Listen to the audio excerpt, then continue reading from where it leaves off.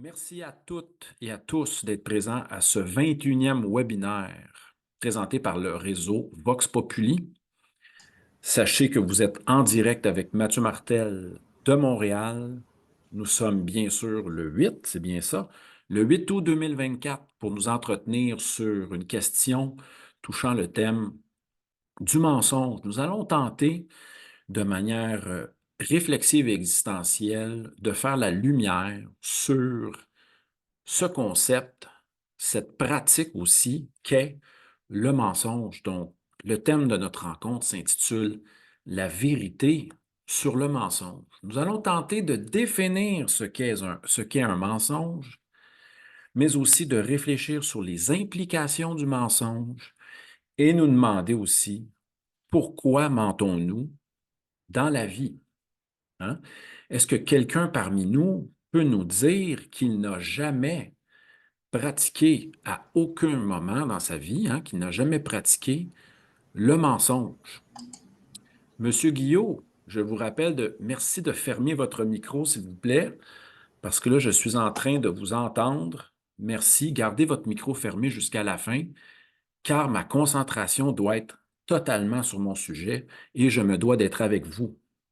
Donc, comme je le disais il y a quelques instants, nous allons réfléchir sur ce qu'est un mensonge, quelles sont les implications du mensonge et pourquoi mentons-nous, en faisant bien sûr référence à quelques citations de l'histoire de la philosophie occidentale. Qui n'a pas, qui n'a jamais professé ou proféré un mensonge de sa vie? Est-ce possible? Nous savons que les enfants euh, ont menti et mentent durant leur jeunesse. Peut-être parce que, comme le dit Jean-Luc Nancy, ils ne veulent pas intégrer tout de suite le monde des adultes, hein? Ils ne sont pas au courant des codes moraux, des règles, des lois dans le monde dans lequel nous vivons. Et rappelons-nous ces citations, rappelons-nous ces citations importantes concernant le mensonge en lien avec la vérité, hein?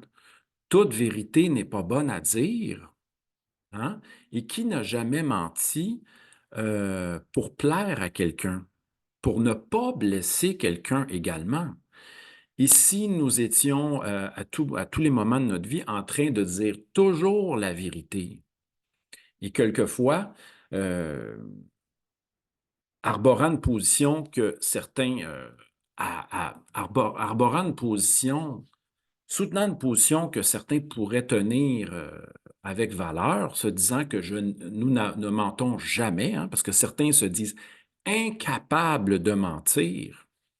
Et si on associe ça dans une tradition psychiatrique ou quoi que ce soit, aux troubles du spectre de l'autisme, car ces individus qui vivent avec ce trouble se disent incapables de mentir. Et certains autour de moi me l'ont déjà dit, je suis incapable de mentir. Mais est-ce que c'est vrai? Est-ce que c'est possible de ne jamais mentir?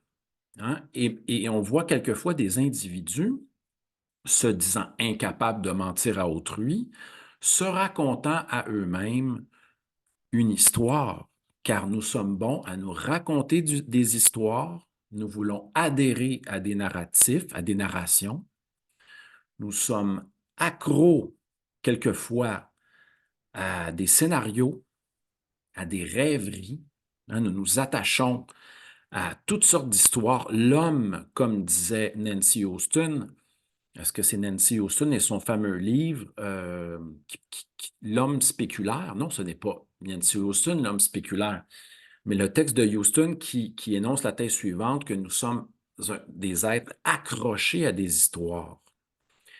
Et comme le dit Deleuze, il est dangereux de s'accrocher à des histoires, surtout lorsque c'est l'histoire de l'autre. Et Deleuze aimait bien à dire, faites attention de ne pas vous accrocher aux rêves de l'autre, car vous risquez d'être foutu. Pourquoi? Qu'est-ce que cela veut dire, s'accrocher aux rêves de l'autre? Hein? C'est se faire prendre dans le fantasme de l'autre, dans la narration de l'autre, car souvent les individus veulent vous amener à adhérer à leurs histoires profondes. Et ça, on se demandera toujours dans quel but. Revenons à notre point. Demandons-nous ce qu'est un mensonge. Allons-y d'abord avec un peu d'étymologie. Le terme mensonge vient du latin mentiri, hein, qui est en lien avec une autre notion qui est le mens. La mens qui est l'esprit. Okay? Donc, le mensonge est une disposition de l'esprit. Hein? Le mensonge se tient toujours dans l'esprit de l'être humain, OK? Et qui concerne toujours le logos, la parole. Donc, on sait que le terme logos est inspiré, bien sûr, du vocabulaire philosophique ou même mythologique grec, hein, ou ancien.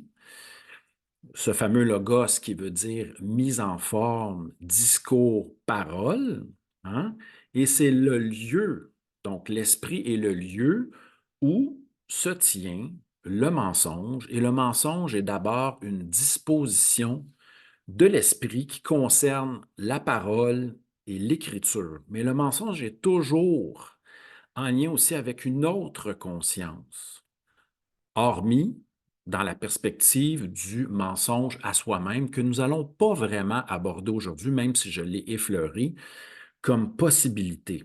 Donc, le mensonge, pour qu'il puisse, il y a des conditions qui concernent le mensonge. Premièrement, le mensonge est une disposition de l'esprit. Deuxièmement, lorsqu'il y a mensonge, cela implique toujours un rapport à autrui, donc à un autre être humain, une conscience-liberté, comme aimait le dire Sartre. Donc, ça implique toujours une relation à autrui. Voilà. Mais qu'est-ce que c'est que de mentir? Allons-y avec quelques caractéristiques. Et je vais donner aussi des exemples qui vont me venir à l'esprit durant cette rencontre. Premièrement, je suis allé faire une petite lecture, hein. Il y a une collection super intéressante chez Givrin, donc chez l'éditeur Givrin à Paris, qui est dans le 5e arrondissement, une très belle bibliothèque de philosophie. Ils ont une collection fascinante chez Givrin, c'est la collection Qu'est-ce que? Donc, vous pouvez aller emprunter ce livre de philosophie analytique quand même assez pointu qui tente de réfléchir sur les fondements, les caractéristiques fondamentales du mensonge. Première caractéristique, tenir un discours, voilà, contraire à ce que l'individu sait ou à ce que l'individu croit. OK? Donc, lorsque nous mentons, cela implique un individu qui va tenir un discours, OK, à quelqu'un d'autre, bien sûr. On est dans le rapport à autrui. Mais ce discours va être contraire à ce que l'individu qui tient le discours, hein, donc il va être contraire au niveau de ses croyances et au niveau du savoir. Et là, dans les réflexions justement sur la notion de mensonge, on va exclure certaines pratiques qui ne seront pas qualifiées comme mensongères dans le discours qui se tient entre êtres humains au jour le jour. Euh, Lorsqu'on fait de l'ironie ou qu'on pratique l'humour avec quelqu'un, dans ce contexte-là, ça ne sera pas considéré comme étant un mensonge ni dans la fiction. Donc, on va exclure ces trois pans-là, même si certains ont voulu dire que c'est à travers la fiction que l'on peut vraiment partager certaines vérités qui ne seraient pas crues à travers les médias de masse ou qui ne seraient pas crues à travers des informations professées ici et là dans la sphère publique. Certains disent qu'on trouve on trouve la vérité à travers la fiction. Mais ici, on veut juste exclure cet aspect-là. Prenons quelques exemples. Donc, première caractéristique, tenir un discours contraire à ce que l'individu sait ou croit. Deuxièmement, avoir l'intention aussi que le destinataire du discours, donc notre interlocuteur, le croit aussi. Hein? Prenons l'exemple d'un jeune enfant qui se fait demander dans sa classe, hein, lors de la retour en classe à l'automne, au mois de septembre, il se fait demander, devant tous ses amis, tout le monde raconte ses vacances et l'individu, l'enfant, en quelque sorte, trouve qu'il n'a pas fait de voyage ou qu'il n'a pas vécu de choses extraordinaires. Et pour bien paraître ou pour impressionner ses camarades, il décide de raconter une histoire, de dire à ses camarades qu'il est allé en Floride, etc., et que c'était beau, qu'il avait vu la mer, etc. OK? L'enfant le sait lui-même qu'il n'est pas allé en Floride.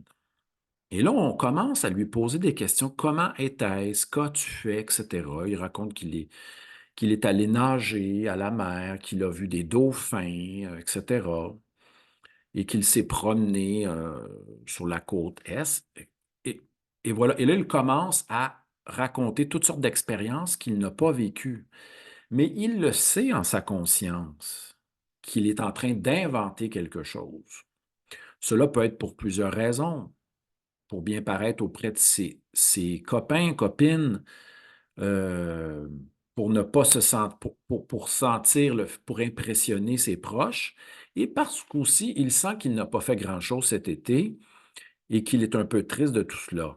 Et là, ce qui est intéressant, c'est que dans la perspective de notre thème d'aujourd'hui, c'est-à-dire faire la vérité sur le mensonge, il y a une vérité à aller chercher ou à investiguer quand on questionne le menteur lui-même. Pourquoi fait-il cela? Donc, il y a un éclairage à faire sur celui ou celle qui pratique le mensonge pour voir ses motivations et les raisons qui le poussent à mentir. Donc, c'est toujours dans un cadre de rapport à autrui, donc il va raconter ça à ses collègues, à sa professeure, mais là, ce qui est problématique, c'est qu'il va se faire poser plein de questions. Et j'ai mis une citation, et va poser la citation, je crois que c'était ce matin sur mon Facebook de conférencier. J'ai mis une citation comme quoi qui dit que avec le temps, il est très difficile pour un menteur ou un individu qui ment de se souvenir de tout ce qu'il a inventé, de tout ce qu'il a falsifié comme information. Et il risque un jour soit de ne plus être cru ou d'être pris. Il est très difficile de se souvenir, donc ça demande quand même aussi des capacités d'orchestration. Donc, ça demande, et c'est là ce que ça nous disait dans l'essai sur le mensonge, qu'il faut quand même avoir euh, de bonnes capacités d'esprit pour pouvoir manipuler à travers le mensonge. Ça demande de l'énergie, notamment. Faisons attention. Donc, ça, c'est mon premier exemple. Je vais aller avec la bémol après. Deuxième exemple de mensonge. Et là, c'est intéressant, c'était pris dans, est-ce que c'était dans un livre de Jean-Luc Nancy ou dans le même livre? Écoutez bien, celle-là est vraiment intéressante.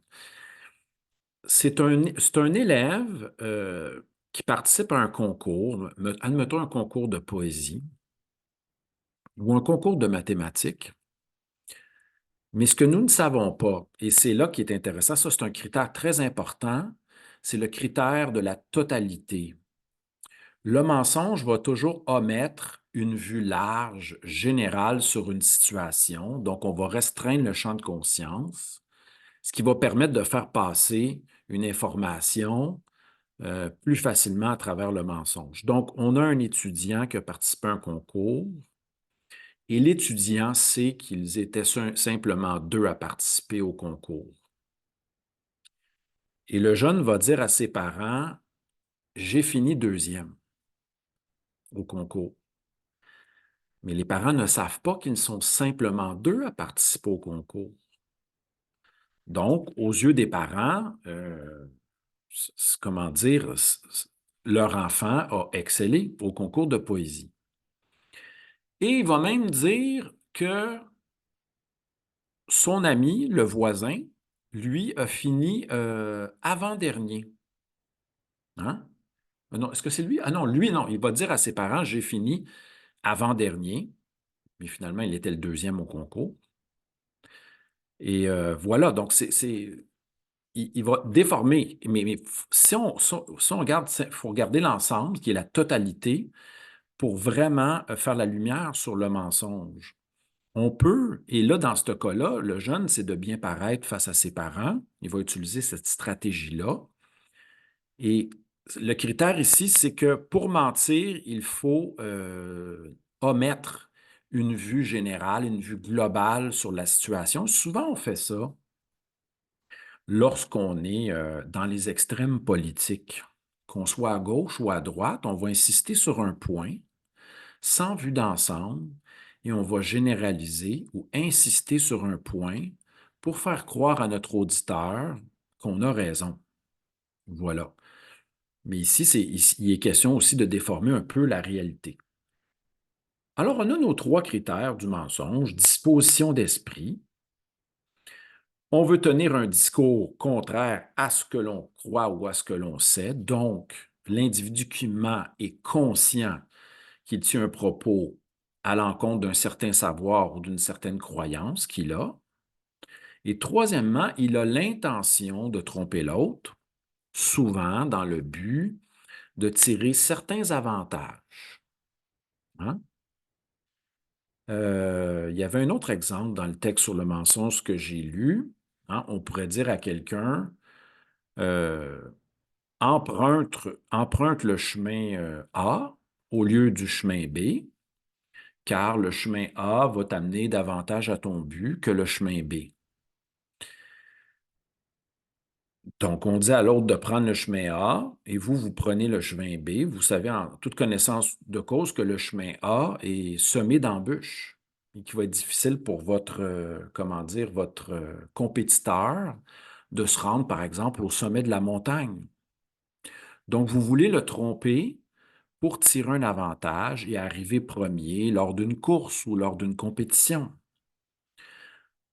Donc, le mensonge, il y avait quelques caractéristiques. Hein. Il y a intention de tromper, de manipuler autrui, bien sûr, de faire croire à autrui quelque chose. On pourrait même y aller au niveau, euh, lorsqu'on investit à la bourse, il y a des stratégies qui sont utilisées pour tromper les gens également. Donc, on fait ça dans le but de tromper ou d'imposer nos convictions ou nos croyances. Hein, comme dans un cadre de rhétorique, parlons de politiciens dans l'extrême gauche ou à l'extrême droite, qui veulent que les gens adhèrent à leur position. Ils vont y aller en déformant quelquefois les faits ou en utilisant toutes sortes de subterfuges manipulatoires, que ce soit psychologiques, rhétoriques, dans le but de tirer l'adhésion. Mais faites attention. Euh, le mensonge, on rajoute comme critère qu'il est fait dans l'intention de tromper, mais de manière volontaire. Donc, ça va exclure d'autres catégories de types d'actions, comme l'aspect involontaire. On peut lancer un type d'information, la croyant vraie, dans le but d'informer quelqu'un, mais après recherche, on se rend compte qu'on s'est trompé. Et là, il s'agira ici d'une erreur, hein, parce qu'on ne savait pas, on n'avait pas fait nos recherches face à un certain phénomène et on n'avait pas fait une recherche rigoureuse et approfondie. Donc, l'erreur ne fait pas partie du mensonge. Donc, l'erreur qui est involontaire. Hein? Euh, donc, c'est important peut-être aussi de pousser notre réflexion avant d'affirmer certaines choses. Mais on peut se tromper et l'erreur en calcul, en diffusion d'informations, n'est pas considérée comme un mensonge car cela n'est pas fait de manière volontaire et consciente. Voilà. Euh, Allons-y ici avec Montaigne. Et on va continuer aussi avec des éléments avant d'arriver avec Montaigne. Donc, euh, comment dire, allons-y avec Montaigne. Montaigne dit qu'il a une position sur le mensonge qui est le fait qu'il faudrait bannir, comment dire, le mensonge va trahir, hein, va faire en sorte que va donner comme conséquence de briser la confiance dans la société publique parce qu'on veut que dans la société publique, on veut être en mesure de communiquer nos pensées et nos volontés clairement et on veut faire le tout pour bien fonctionner en société et pour faire en sorte qu'il y ait des liens de confiance qui se tissent. Et pour Montaigne, il est bien sûr contre cette pratique en société. Par ailleurs, il va dire qu'à travers la fiction, le théâtre, la poésie, le roman, le mensonge peut être accepté s'il fait partie d'un art. Car il y a comme une entente tacite entre l'écrivain et le lecteur, où on se laisse entraîner dans une histoire, on est prêt à se laisser duper, comme lorsqu'on écoute une série télé, un film, etc. On se laisse porter à travers la narration, à travers un film. On est d'accord avec ça, mais dans la société civile, pour Montaigne, ça engendre beaucoup de problèmes, surtout la perte de confiance. Ce qui me fait penser à Nietzsche, hein, qui va affirmer, est-ce que j'ai cette belle citation de Nietzsche, je la sais par cœur, mais habituellement, je veux bien l'entamer ici. Hein? Ce qui me bouleverse, ce n'est pas que tu m'aies menti, c'est plutôt les conséquences de ce que ça va apporter. C'est qu'à force de me mentir, une fois, deux fois, trois fois, j'espère que vous ne me rendez pas plus loin que trois dans, lorsque vous laissez une chance à quelqu'un, ce n'est pas que tu m'aies menti, c'est que je ne pourrai plus te croire. Et la confiance, je ne vais pas élaborer sur la définition de la confiance aujourd'hui, même si Jean-Luc Nancy le fait dans son livre sur le mensonge. La confiance est à la base des liens amoureux, amicaux et des liens d'affaires, des liens entre collègues aussi. Donc, une fois la confiance brisée, il est très difficile de poursuivre la relation elle-même. Donc, Nietzsche va dire, il va y avec une position très pragmatique à la William James. Ce n'est pas le mensonge en tant que tel, c'est les effets du mensonge qui sont problématiques. OK. Donc, je reviens, j'ai ma première page de notes. Jean-Luc Nancy, est-ce que c'est bien ça? Dit, faites attention, l'hypocrisie, c'est une chose, euh, et le mensonge en est une autre. Mais il y aura toujours de l'hypocrisie dans le mensonge. Allons-y avec l'hypocrisie. C'est bien sûr qui vient du grec. Hein? L'hypocrite en grec, hypocrites, ou le verbe hypokrinein, hypocrites, c'est celui qui joue au théâtre, qui porte un masque. En latin, c'est le terme persona qu'on utilise, mais en grec, qui vient avant, bien sûr, ceux qui jouaient au théâtre, comique ou tragique, portaient des masques dans l'amphithéâtre, étant au centre de l'amphithéâtre, on les voyait de loin arborer des sentiments variés. C'est le masque. Et quelquefois, nous sommes hypocrites en société, donc nous portons un masque pour nous cacher ou pour donner une bonne apparence selon la situation donnée. Nous arborons un sourire, nous sommes pleins de politesse, dans le but, bien sûr, de satisfaire certains intérêts. Hein? Qui dit être hypocrite, c'est de nous montrer autre que nous sommes. Hein? Il y en a qui fonctionnent à travers des masques. On a ça souvent, on parle de souvent ça récemment, euh, l'individu à la personnalité narcissique ou on parle souvent de pervers narcissique, terme employé qui a été développé par Racamier, si je ne m'abuse, hein, où lorsqu'on rencontre ce type d'individu, au début, on est charmé, on est envoûté par cette personne-là qui est peut-être capable justement d'utiliser le mensonge pour nous charmer, etc., mais dans son intérêt à lui. Et là, on découvre un peu plus tard, une fois prisonnier de cette relation, hein, avec ce type d'individu, que, oh, je ne reconnais plus la personne que j'ai rencontrée au début, celle qui était gentille, avenante, me complimentant, et là, je me retrouve devant un monstre que je n'ai pas connu. C'est qu'il avait bien sûr mis un masque pour vous charmer. Donc, il est peut-être toujours bien de prendre son temps lorsque nous rencontrons des individus pour bien étudier pour bien étudier, dis-je, à qui nous avons affaire. Donc, Jean-Luc Nancy nous parle d'hypocrisie, qui dit qu'elle est présente, bien sûr, à travers le mensonge, mais qu'elle n'est pas strictement mensonge. Euh, OK, voilà. Le mensonge, hein, donc on fait usage de manipulation, de dissimulation. On ne va jamais y aller avec l'étude d'un portrait d'une situation. On choisit les détails que l'on veut présenter. Certains appelleront cela le mensonge par omission. On tente de masquer soit la vérité ou soit certains éléments d'information. Pourquoi le fait-on? Hein, pourquoi mentons-nous? Hein?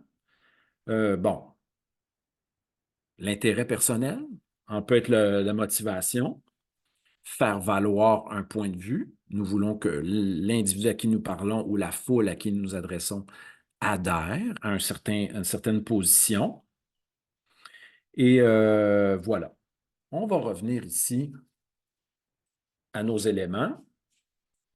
Ah oui, allons-y avec, est-ce que je vais tout de suite avec Kant? Non, pas tout de suite. Je vais y aller avec la notion de galanterie et de politesse. Hein? Quelquefois, lorsque nous forçons notre comportement, hein, nous faisons des compliments à autrui, nous voulons être galants, polis, gentils dans une situation pour être appréciés, pour être bien perçus, pour être bien reçus d'autrui.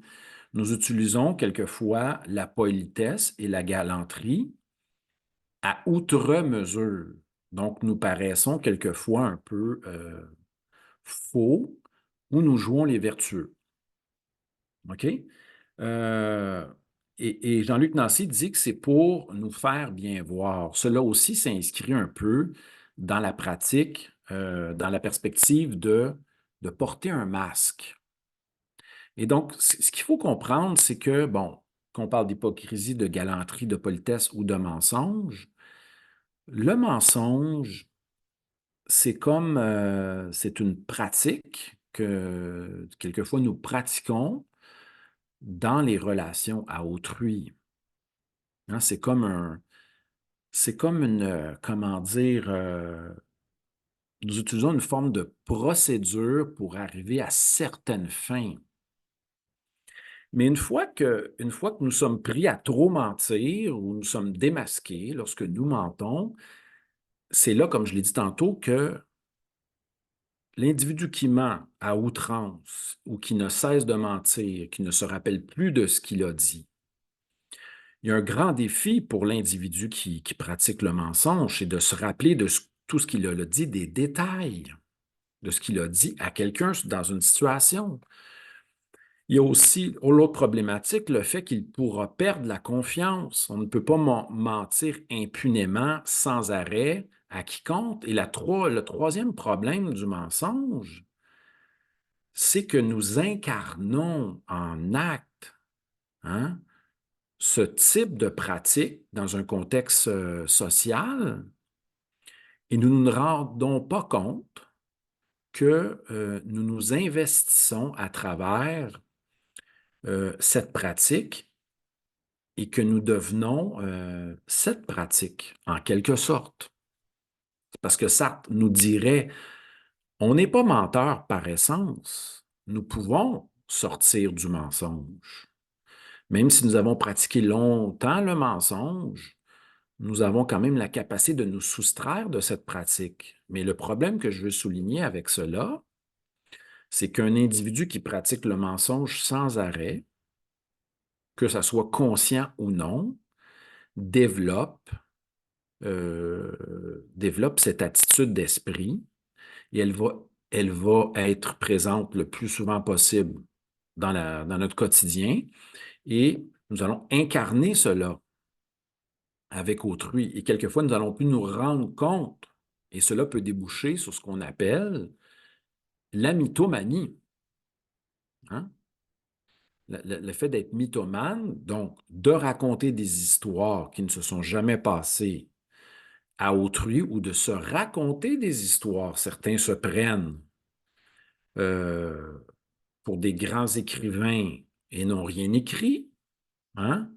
Certains se prennent pour des grands séducteurs seuls dans leur sous-sol en jouant à des jeux vidéo. Donc, on peut se raconter toutes sortes de choses. Et là, ça ouvre la porte sur le thème, bien sûr. La mythomanie implique de mentir à autrui, mais aussi de se mentir à soi-même et peut-être de se perdre à travers cette pratique. Donc, c'est vraiment un problème peut-être d'identité.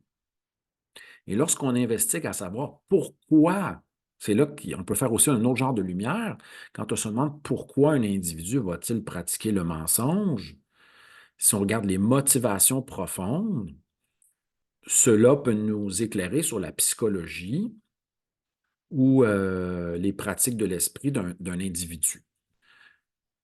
Je vais respirer un petit peu. J'en profite pour vous saluer, pour vous remercier d'être présent à notre 21e webinaire en 2 ans et quelques mois. Le tout a commencé en décembre 2022. Si vous avez manqué nos webinaires, donc les derniers, les 20, c'est le 21e remerciement à Jean Rivet de Réseau Vox Populi. Vous pouvez aller à 2 places pour visionner tout ce que vous avez manqué. Premièrement, vous pouvez aller sur mon site mathieumartel.com dans la section webinaire ou sinon sur Réseau Vox Populi, hein, YouTube. Et vous allez avoir plein de conférences à votre disposition, dont toutes nos rencontres. J'en profite pour vous remercier. Merci à Richard d'être présent. Merci à Yolande, à Danou, à M. Guillot, à Vanda. Merci à JM, merci à Martine, merci à Jacqueline, à Cathy, à Anne, Charlotte, Margot, Louise, FP et Nicole, et aux 100 autres, hein, aux 90 autres inscrits qui ont pris part à cette rencontre que vous allez bien sûr recevoir par la suite.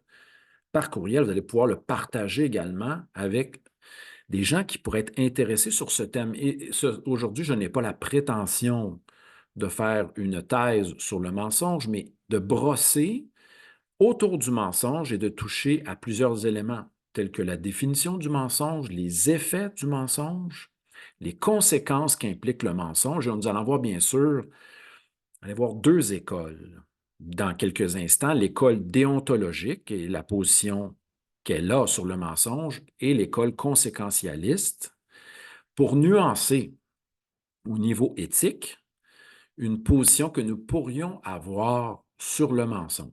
Donc, je vais y aller maintenant. Oui, je vais y aller maintenant ici avec la position déontologique soutenue par Emmanuel Kant, philosophe des Lumières. S'il y a un texte à lire d'introduction pour lire Kant, c'est ce fameux texte de 4 pages. Est-ce que c'est de 1794? Qu'est-ce que les Lumières, que Foucault a commenté un peu plus tard? Écoutez bien ça, Kant. Un mensonge est en soi intrinsèquement mauvais, hein? Qu'il soit dit avec de bonnes ou de mauvaises intentions, hein? Bref, pour Kant, il ne faut jamais, en aucun cas, mentir. Il adopte une position morale, comment dire, impliquant le devoir de ne jamais mentir, le devoir de dire toujours la vérité.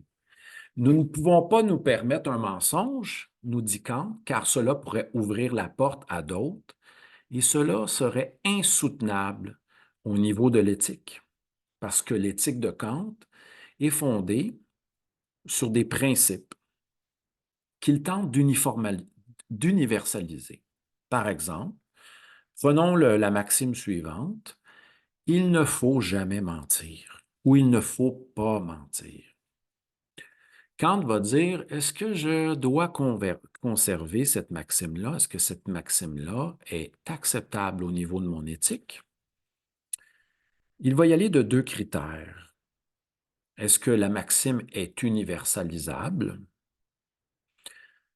Allons-y par son inverse, c'est-à-dire il faut toujours dire la vérité. Est-ce que universellement, c'est quelque chose de totalement acceptable de dire la vérité d'un point de vue universel? Kant dira oui. Et est-ce que cette maxime-là, il faut toujours dire la vérité ou il ne faut jamais mentir, est quelque chose de contradictoire, d'une part au niveau logique, hein, lorsque nous pratiquons la vérité et nous nous abstenons de mentir, est-ce que nous nous contredisons? Kant dira non. Et troisième élément, est-ce que la pratique de l'abstention du mensonge ou du fait de dire la vérité va nuire à l'être humain dans sa dignité profonde? Et la réponse sera non pour Kant. Il y a quelqu'un qui va réagir à ça, c'est Benjamin Constant, philosophe libéral français, en 1797. Et bien sûr qu'il y aura une correspondance. Attendez, je vais vous montrer. J'ai le petit livre ici. Attendez-moi 2 secondes.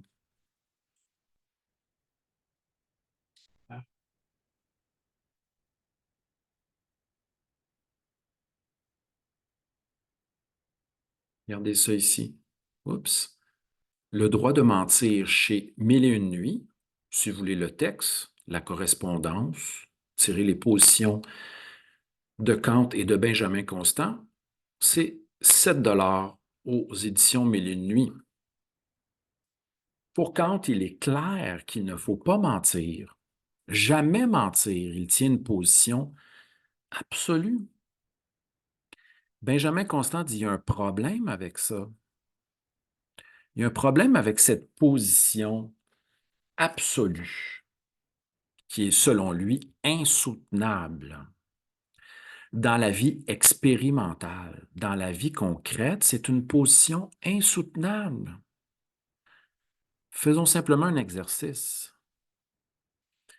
Imaginons qu'à chaque instant, vous vous décidez à tous vos moments de la journée de dire à tout le monde tout ce que vous pensez et de dire une certaine vérité. Là, on n'est pas ici dans des propositions de physique quantique au niveau des particules subatomiques. Allons-y dans la vie de tous les jours. Exprimer sincèrement notre pensée, nos émotions. Tenter d'être cohérent au niveau de l'éthique et tenter de relever les faits avec exactitude et de manière correcte. Nous pourrions dire que c'est cela la pratique de la vérité. Mais des fois, on peut déborder dans les jugements de valeur ou les jugements de fait et dire tout ce qui nous passe par la tête à quiconque, parce on est dans la relation autrui. Cela pourrait créer toutes sortes de dommages, souvent parce que les vérités ne sont pas toutes bonnes à dire tout le temps et quelquefois, il faut attendre le bon contexte, la bonne situation. Mais allons-y, comment va réagir Constant sur ce droit de mentir, hein, d'ouvrir la porte? Constant, la réflexion est sur le fameux droit de mentir. Est-ce légitime de mentir au niveau éthique? Kant dit non. Constant dit attention. Ce fameux devoir, hein, ce devoir, parce que pour Kant, c'est un devoir que de dire la vérité, hein, c'est un devoir. Nous devons dire la vérité, toujours et tout le temps, à quiconque, hein, peu importe la situation. C'est une position absolue. Quand il dit ce devoir de dire la vérité sans condition, de manière absolue, est problématique. Est-ce que j'ai bien relu mes notes ici? Voilà. C'est problématique. Comment fonctionne Constant? Constant va dire que les droits et les devoirs fonctionnent en parallèle. On n'a pas juste des droits, OK? Nous avons aussi des devoirs. Et qui dit devoir de dire la vérité impliquera un droit, hein? Et si certains disent j'ai le droit si je devais à dire, j'ai le droit, par exemple, de m'exprimer librement, d'exprimer librement ma pensée, j'ai quand même un devoir de responsabilité qui vient avec ça. Donc, il nous dit que les droits et les devoirs fonctionnent en parallèle. Et il n'y a pas de droit sans devoir. Les deux fonctionnent ensemble.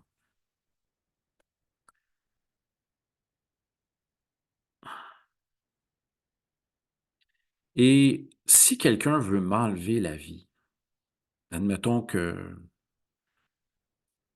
une gang du crime organisé vient chez vous, vous demande si vous cachez quelqu'un dans votre maison et qu'effectivement vous cachez quelqu'un, vous protégez quelqu'un d'un groupe criminel, d'un groupe politique totalitaire. Pour Benjamin Constant, vous auriez le droit de ne pas dire la vérité à ceux qui viennent vous interroger à la maison, vous demandant cachez-vous quelqu'un que l'on cherche. Vous auriez le droit de mentir, sachant que les individus qui viennent chez vous, vous connaissez leur intention, qui est bien sûr de capturer cette personne-là pour l'emprisonner, la torturer ou la mettre à mort. Benjamin Constant va nous dire que, au-delà du devoir de dire la vérité, qui est quand même un idéal, un horizon à soutenir, il ne va pas refuser ce principe-là de dire la vérité. Il va dire qu'il y a une liberté de conscience qui est supérieure à ce principe. OK? Euh, c'est la liberté de conscience qui se tient au-dessus du devoir de dire la vérité, et ce principe-là ne peut pas être tenu absolu sans faire intervenir, nous dira Constant, des principes qui peuvent fonctionner simultanément ensemble. Donc, bref, il n'y a pas simplement un principe qui prévaut, comme le devoir de dire toujours la vérité, uniquement auquel il faut répondre. Il y a d'autres principes comme la liberté de conscience qui priment au-dessus du devoir de dire la vérité, parce que là, on veut enlever la vie à quelqu'un et il y a un droit à la vie, donc, qui se tient aussi comme principe important. Tous et toutes ont droit à la vie. Constant développe cette position-là que je vais poursuivre. Écoutez, est-ce que j'ai ma feuille ici? Oui, ça s'est passé dans un contexte. Il s'inspire, attendez, est-ce que j'ai ça ici? C'est parce que Constant sait ce qui s'est passé au niveau de la Révolution française et de la Révolution anglaise. Non, je ne l'ai pas ici dans mes notes. Ce qui veut dire, ça s'est passé dans un certain contexte. C'est pour ça qu'il amène cet élément-là. C'est un homme d'observation, un homme pragmatique, un homme de l'expérience. Et il a vu, à la fois au niveau de la Révolution anglaise qui a précédé la française et au niveau de la Révolution française du fin du 18e, des gens se faire tuer, se faire enfermer après avoir protégé des individus qui se sentaient menacés. Regardez ce qui s'est passé. Mettons, imaginons une dame qui veut sauver la vie à un réfugié ou à quelqu'un qui n'est pas dans le bon camp politique. Elle lui laisse une place dans sa maison et à un moment donné, les autorités arrivent, trouvent cette personne et cette personne qui a été protégée par la dame est interrogée. Et là, la personne dit, oui, c'est cette dame qui a désobéi aux lois de la cité et qui m'a protégé. Et là, c'est la femme qui est punie par la suite et non pas celui qui est protégé. C'est arrivé souvent, Révolution anglaise et française, c'est ces individus qui avaient été protégés qui ont délaté par la suite la personne qui avait sauvé sa vie. Donc, Constant veut prévenir cela en mettant la liberté de conscience au-delà du devoir absolu de dire la vérité chez Kant. C'est sa position. On continue. Il nous dira ainsi: dire la vérité est un devoir, hein, qu'exercent ceux qui ont droit à la vérité. Et quiconque, et là c'est assez intéressant, or nul homme qui nuit à autrui et veut en finir avec la vie d'autrui, a droit à la vérité. Donc nous n'avons pas le devoir de dire la vérité à quelqu'un qui veut enlever le droit à la vie à quelqu'un. Et ça au nom d'une liberté de conscience, au niveau d'une interprétation. Hein? Donc, il y a une limite du devoir de dire la vérité lorsqu'on veut en finir avec le droit à la vie de quelqu'un. Belle réponse de Benjamin Constant. C'est la réponse d'une position plus conséquentialiste que déontologique. Assez intéressant comme position. Vous allez pouvoir approfondir cela. On continue. Donc, Constant s'oppose au devoir absolu de dire la vérité. Allons dans une autre perspective, un philosophe plus de notre époque, André Comte-Sponville, puis après on ira avec les questions, vos questions concernant le mensonge. Aujourd'hui, j'ai tracé un portrait large. Euh, pour Sponville, qui a un petit côté kantien, va dire l'essentiel, c'est de ne pas mentir, mais surtout ne pas se mentir à soi-même. Hein? Ne pas se mentir à soi-même, qu'est-ce que cela veut dire? Hein? Ne pas se raconter d'histoire. Ne pas se fuir, parce que pour Sponville, la philosophie est une quête de bonheur, sincère. Et la personne qui subit sa vie,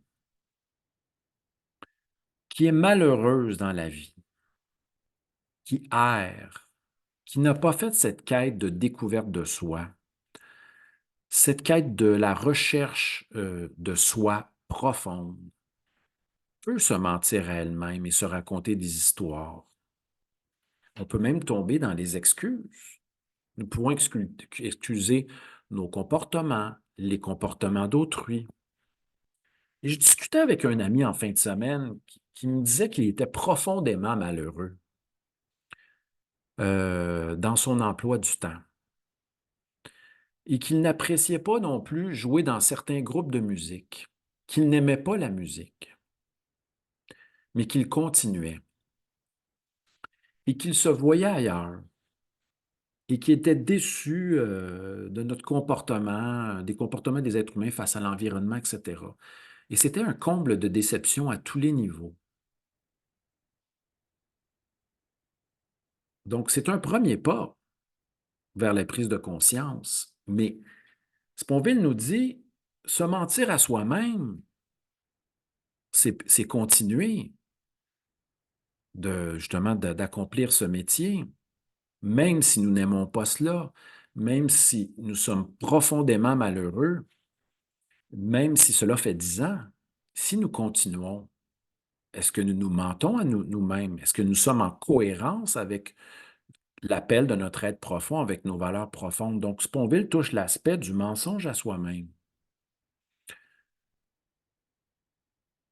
Ça se peut-il que nous nous contions toutes sortes aussi, d'autre part, toutes sortes d'histoires? Hein? Nous nous racontions toutes sortes d'excuses.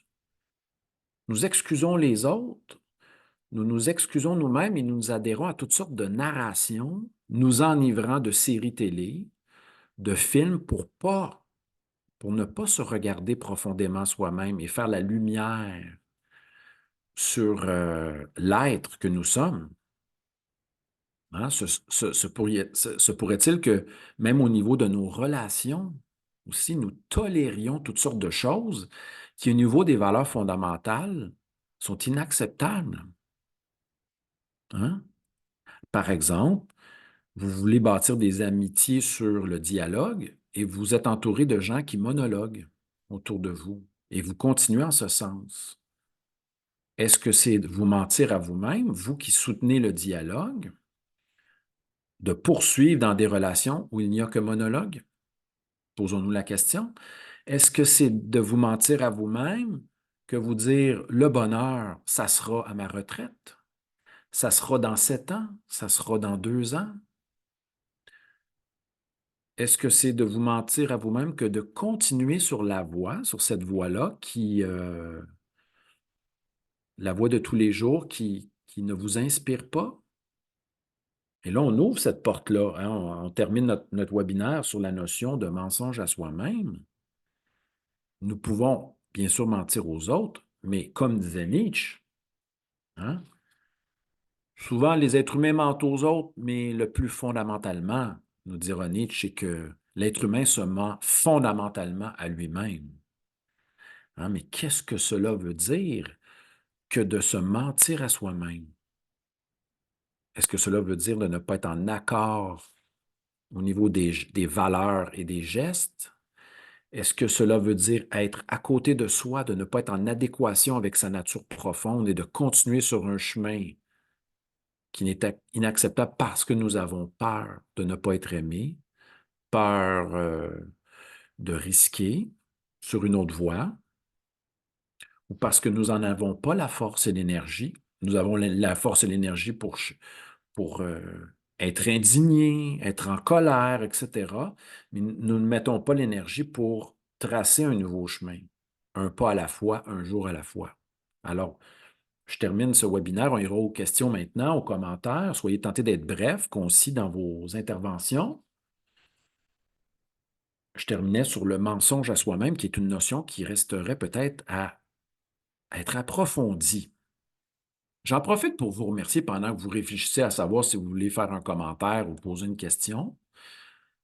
Remerciements à Jean Rivet pour notre invitation à notre 21e webinaire qui s'intitulait bien sûr La vérité sur le mensonge. Merci à Nicole, à FP, merci à Louise, à Margot, à Anne, à Cathy, à tous ceux et celles qui nous écoutent en différé. Merci à Martine, merci à JM, à Yolande, à Richard, à Danou, à M. Guillot, à Vanda. Merci à toutes et à tous. Maintenant, si vous avez des questions ou des commentaires, je vous invite à lever la petite main ou à ouvrir votre micro, tenter d'être bref et je vais vous écouter. Et bien sûr, peut-être rebondir sur ce que vous dites. Donc, Yolande nous salue. Bonnes vacances à Yolande. Est-ce que quelqu'un a quelque chose à rajouter sur ce petit webinaire philosophique fait de manière inspirée et de manière réflexive? Est-ce qu'on a des commentaires? Je vais juste ici me promener pour voir. Il ne semble pas y avoir d'intervention pour le moment. Est-ce que Danou veut se lancer? On écoute Danou. Peut-être ouvrir ton micro. On t'attend, Danou. Oui, je vais me lancer parce que je suis un peu perplexe. Je me demande si être vrai et c'est donc on ne peut pas mentir si on sait qu'on n'est pas vrai. Enfin, je ne sais pas si je me fais comprendre, OK. c'est pas si simple. Mais surtout, ça me confronte à quelque chose que j'ai vécu il y a de nombreuses années avec une personne que j'avais rencontrée qui mentait, qui me mentait. Avec laquelle j'étais donc, c'était un compagnon et au début, je ne me suis pas rendu compte du mensonge. En tout cas, ce n'était pas clair pour moi qu'il me mentait. Mais souvent, c'était quand même assez énorme et je posais évidemment des questions et il continuait évidemment à me mentir. Je comprenais que c'était énorme la réponse, mais en fait, j'ai compris plus tard évidemment avec, mon métier, d'accompagnante, je me suis aussi, fait accompagner. Je me suis rendu compte que c'est moi, en fait, qui me mentais à moi-même, Hmm. de pas, savoir clairement qu'il me mentait. Donc en fait, c'est une drôle d'histoire. Bon, ça a évidemment fini par, être, rompu comme relation, mais j'ai eu plutôt de la tristesse bienveillante pour le fait qu'il avait quelque chose à démontrer que je n'attendais pas. Mais pour lui, le mensonge, c'était, j'ai compris plus tard, obligatoire, c'est une survie. Hmm. Et donc, je pense que personne, bien sûr, n'a jamais menti, mais il y a mensonge et mensonge. Il y a le mensonge que l'on ne connaît pas, clairement. Donc, est-ce que c'est un mensonge ou c'est une dissimulation à soi-même qui nous met dans le brouillard? Bon, Mais Danou, merci de ton commentaire, mais je vais rebondir là-dessus. Donc, quand vous dites, d'une part, vous dites, euh, quelquefois, on doute, on ne sait pas, nous posons des questions pour clarifier une situation et, et déjà là, il y a un début de prise de conscience parce que nous doutons. Et je pense que je n'ai pas parlé beaucoup aujourd'hui, mais je crois que être attentif aux doutes face au discours de quelqu'un, face au comportement, faire confiance à nos doutes et les investiguer, les approfondir, peut nous aider à voir plus clair dans les échanges avec quelqu'un, voir plus clair. Et c'est cela, en quelque sorte, faire la vérité, faire de la lumière sur nos doutes, qui va nous aider à avoir davantage clair sur la situation, être en contact avec les faits, mais souvent, nous laissons des chances.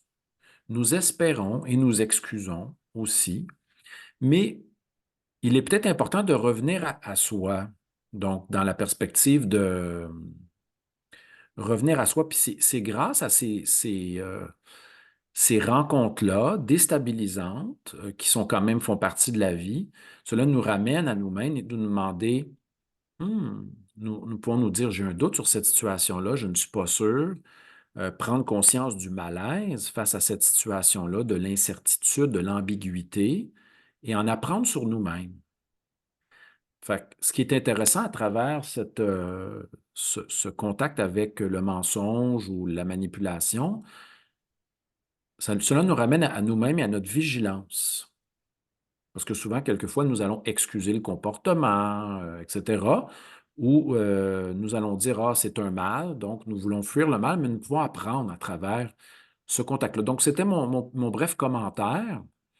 Merci, Danou, pour ce commentaire. Est-ce que quelqu'un d'autre voudrait y aller d'un partage ou d'une question avant de terminer cette rencontre, qui est on remercie JM qui vient de nous écrire, qui était notre rencontre du mois d'août. Et sachez, on remercie Jean Rivet, on a eu 7 belles rencontres durant l'été. On va peut-être sûrement revenir à l'automne un peu plus tard, mais on voudrait remercier Jean pour cette super invitation et les thèmes variés que nous avons approfondis ensemble. Nous avons réfléchi même sur les vacances, sur l'invisible, des thèmes que je n'avais jamais abordés. Et ce fut un beau moment d'exploration. Et nous allons sûrement nous retrouver possiblement à l'automne à travers ces webinaires gratuits qui sont accessibles pour vous, hein, d'une manière assez facile.